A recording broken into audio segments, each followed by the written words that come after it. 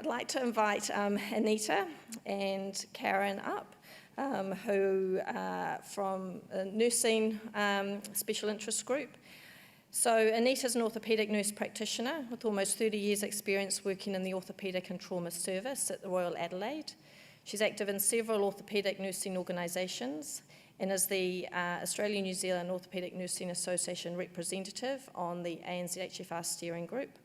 She loves her boys, enjoys a wine, a show, the German cycling, but not at the same time. and I think also enjoys sharing the opportunities and challenges of nursing. So thanks, Anita.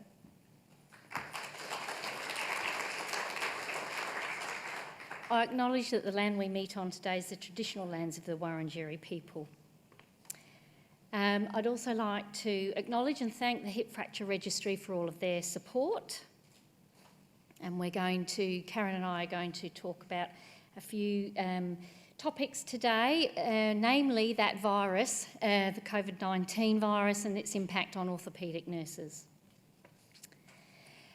The International Collaboration for Orthopaedic Nursing is a group that Karen and I are active in.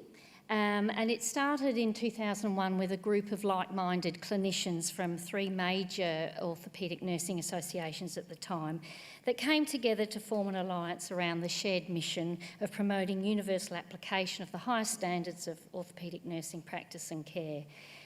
And so this group came up with the Hip Fracture Nursing Toolkit, so that all orthopaedic nurses or all nurses involved in hip fracture care around the world can access. And we've also devised an audit tool as well to assess that care.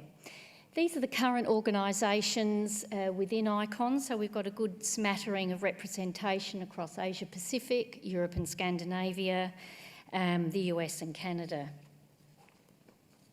And this is how we collaborate these days, particularly given we're across the world, but also restricted by not meeting face-to-face due to COVID.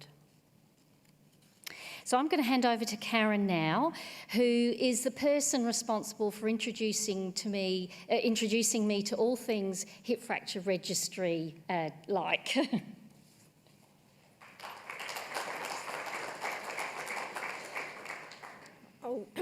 Many of us don't know Karen, so I'll let you know a little bit about her. So Karen's an advanced nurse practitioner in a trauma and orthopaedic unit at Royal Stoke University in Staffordshire. Her passion is fragility fracture nursing and interdisciplinary care, and she's been actively involved in both the global and national fracture fragility networks since their inception. I'm sure you've got plenty to tell us. Hello, and thank you for asking me to participate in this meeting today. It's always good to be surrounded by like-minded people. So let's start with a warning. There's nobody in this room that will find that this is a surprise. COVID has killed millions, it's affected billions, it's cost trillions. And we didn't know what that trajectory was going to be, and I guess we still aren't 100% sure.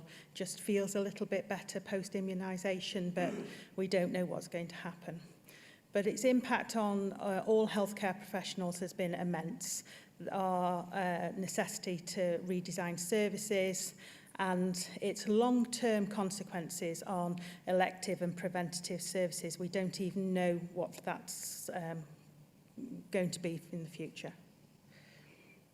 So I was asked to talk about the international impact for nurses of the COVID-19 virus. I thought when I was asked to do this, my goodness, has this not old hats now? But actually, the more I read about the things that was happening, it was like, oh yes, oh, I'd forgotten that, because we're all so well, maybe the best way of describing it is submerged in it. I don't think that we've got our head above water yet, have we? So from a nursing point of view, there's a high incidence of anxiety, depression, and it's also outlined that there is post-traumatic stress disorder has been reported in nurses. And I was like, really? But when I reflect back, many nurses were asked to work in clinical areas that they weren't familiar with. And if a lot of nurses, the ICON meeting that Anita's just talked about, is a sample of nurses that look after orthopaedic patients in all settings. And many nurses who'd previously looked after patients for planned or elective surgery, cold surgery, were asked to step up to the mark and look after people with COVID. And I can explain in my organisation, we had 2 elective orthopaedic wards and we had 3 trauma wards. And I don't know what happened in Australia, but we were really worried in that first phase. We were anxious about everything, but we were really worried. Where were the trauma patients?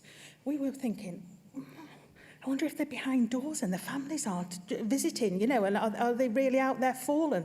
Because what happened, we didn't get the same number of trauma patients in general, but why weren't we getting the same number of hip fracture patients? We couldn't quite get our head around it.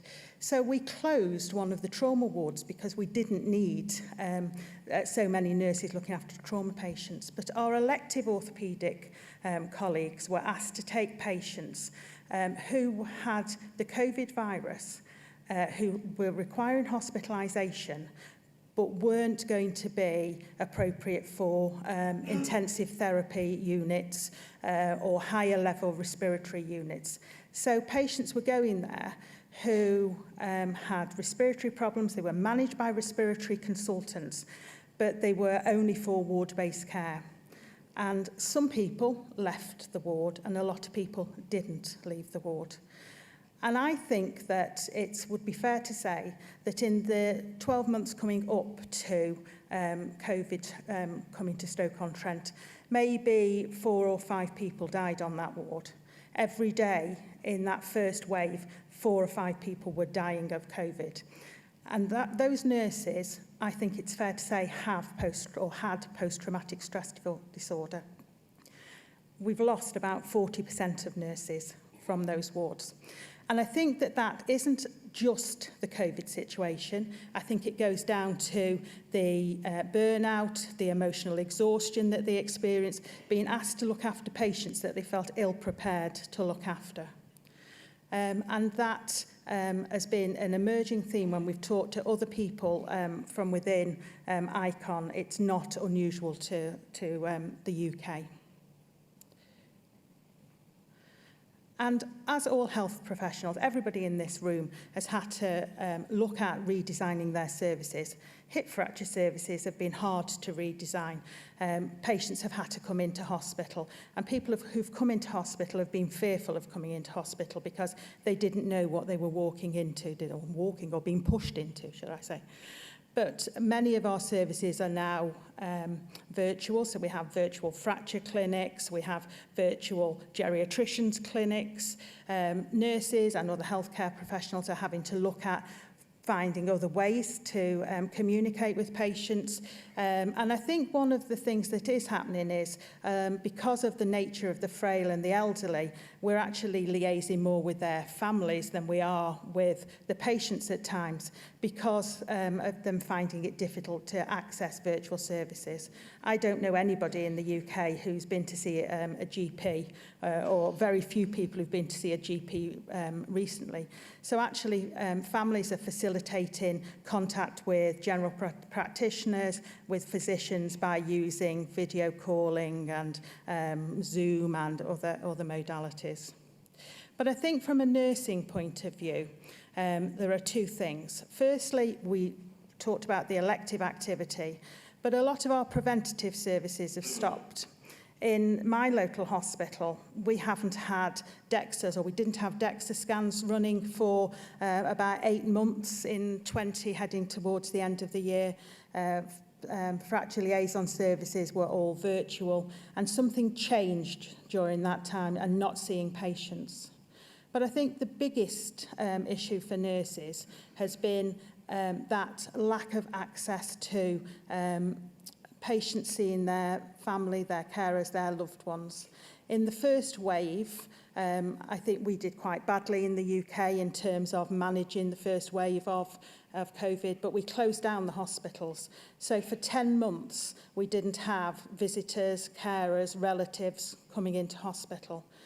That put a real burden on families and on patients, but it was also a burden for nurses. Nurses are there 24 hours a day, so they were there with people who were dying or were very ill, and we were having to find different ways to communicate with people. We had iPads and people coming from patient support services to come to talk to people. They were allowed like a 1 hour slot 3 times a week that they could talk on FaceTime to their relatives at home. But what was happening in between times? Well, nurses were communicating with people on behalf of relatives, but there came that point where people were ill, and it was the nurse that was there at the bedside. And I believe that that's actually fed in to that emotional burnout that nurses and other health professionals, but I think nurses bore the brunt of that. So another impact for all health education and nurse education has been that transition into online.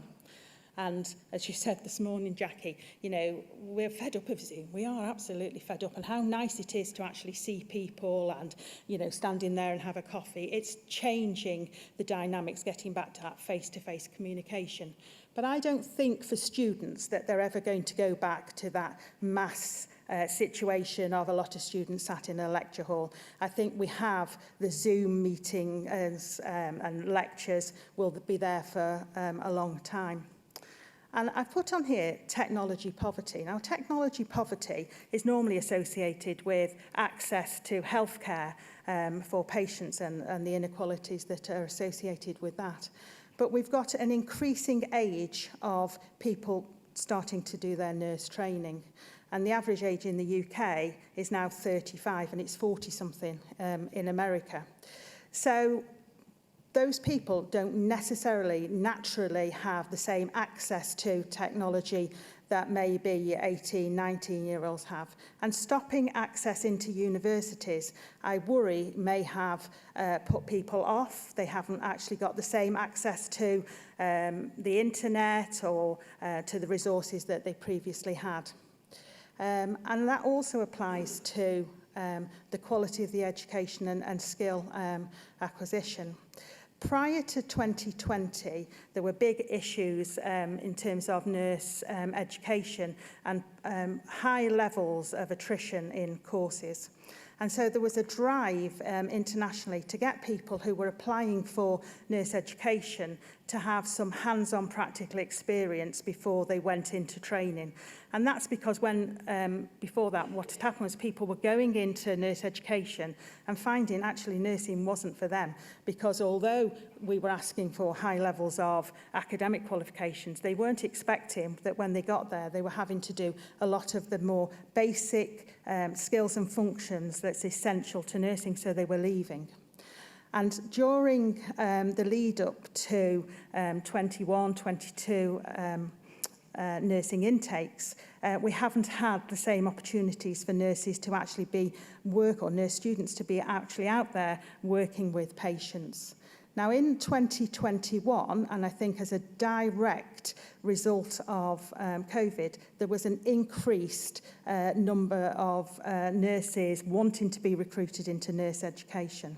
And that's good. I don't know whether they were attracted by the clapping on the doorsteps on a Thursday night or what the actual attraction was, but nursing was seen, I presume, to be a more attractive proposition. And I've spoken to Anita, and she's saying in the US it's one of the highest sought after education programs, and that's really good.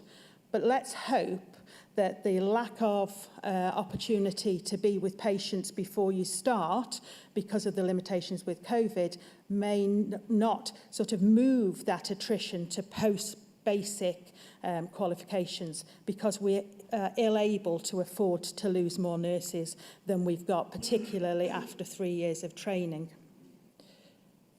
And that's the real elephant in the room. The nursing shortage is a phenomenal problem. And I think it's a huge problem for nurses, but I actually think that over the coming years, we're going to feel that in other areas of healthcare. I think maybe therapists have got a more attractive situation, and I don't believe that from a physiotherapy point of view that you have the same problems, but there aren't the number of people there to come into healthcare jobs. So what we're seeing in nursing at the moment, I believe, will sort of go out into other areas of healthcare practice as well. So just the figures that are there, 90% of national nursing associations are either somewhat or extremely concerned that there isn't enough nurses, and that's because many nurses are leaving the profession. 20%, according to the International Council of Nurses, have reported an increased risk of nurses leaving the profession. And the terrible thing about this is that we knew that in 2020, which was designated to be the year of the nurse and the midwife, that we had a real problem with a nursing shortage. Actually, nobody could have predicted a global pandemic, but it hasn't really helped. And so I had to bring up, because my memory's not what it used to be, but I had to bring up, we have there, the International Council is saying that they're estimating there will be 13 million nurses needed in the near-term future.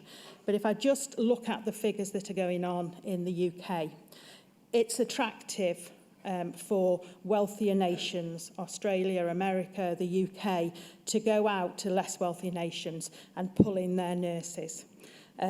That's not sustainable. We've got a responsibility as a profession to make sure that there are sufficient nurses being trained and that people are retained, so that we're not actually bleeding other countries of their nurses.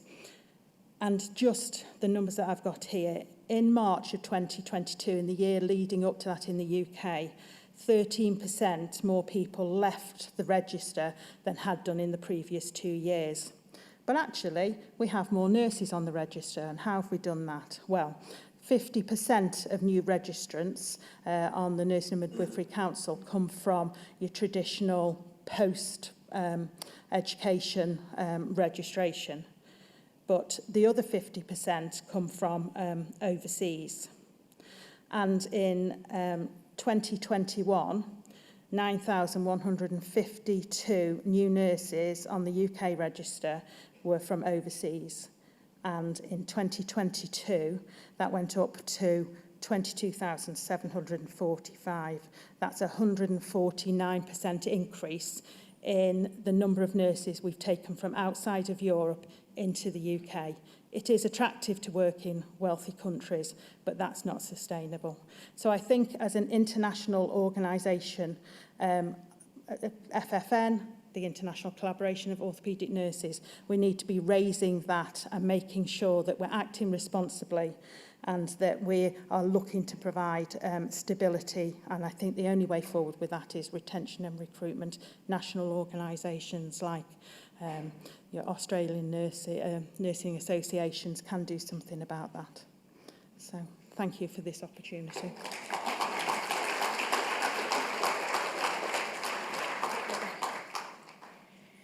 So what I'm about to say is, there we go. So there's many similarities at a local level that Karen has already talked about at an international level. And I just acknowledge that some of what I'm about to say was a pre-record for the last FFN meeting.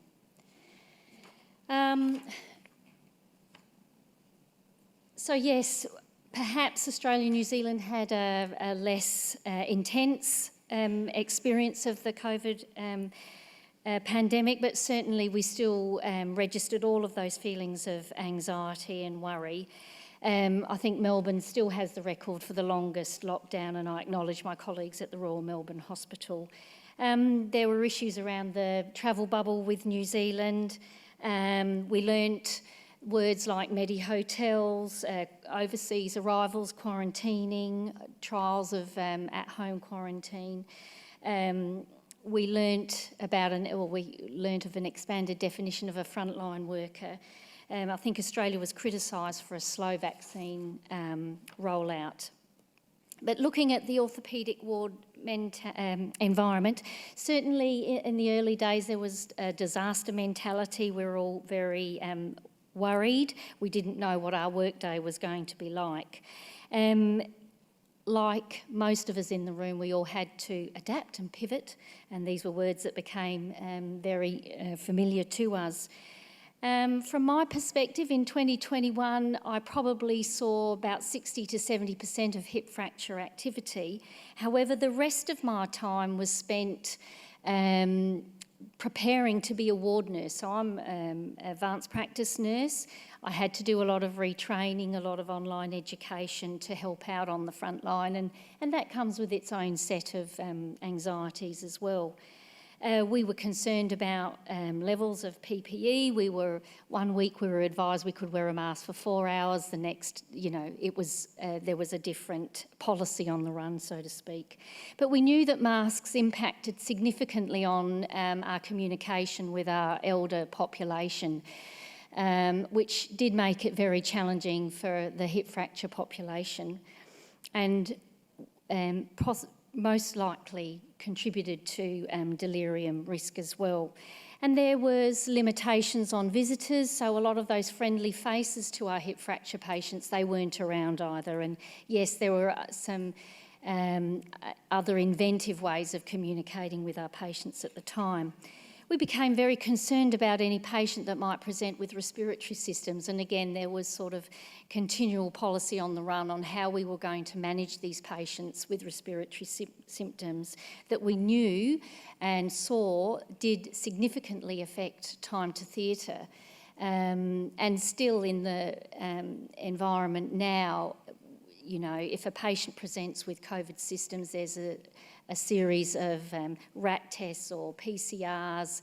It has to be in the procedure has to be performed in a dedicated theatre with 2 anaesthetists. So these things we know can delay time to theatre.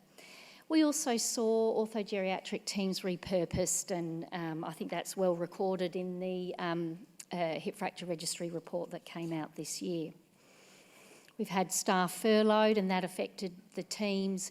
We organised our teams differently. My workplace, we have 2 orthopaedic teams, and they were sort of working quite separately at the time. Some nurses were starting to work from home, so we learnt about VPNs and things like that. I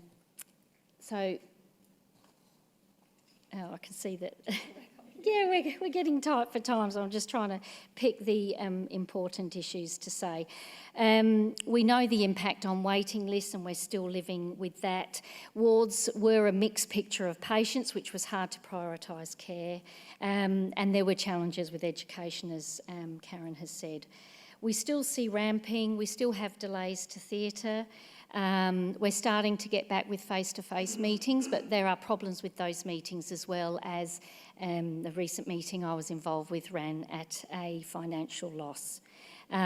So in summary, yes, there are pressures on the health system, there's pressures on nurses.